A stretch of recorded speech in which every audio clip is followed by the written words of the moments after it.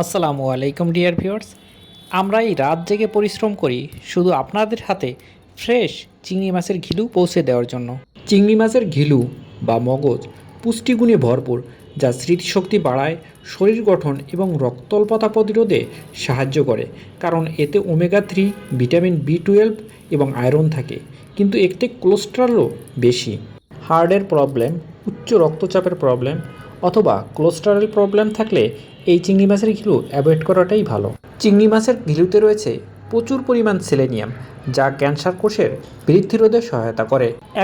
শুধু একবার যদি এই চিংড়ি মাছের ঘিলু রান্না করে আপনি খেতে পারেন, আশা করি এর পরের বার গরুর মাংস কিংবা ইলিশ মাছ রেখে এই চিংড়ি মাছের ঘিলু দিয়েই ভাত খাবেন।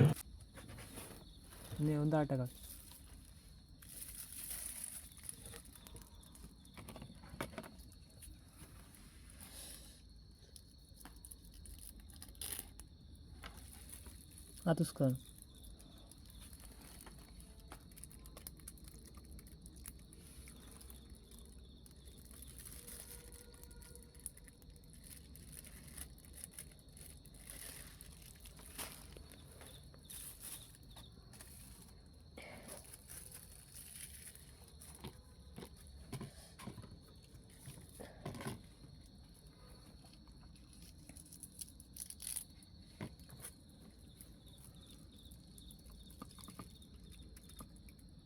আতুস্কার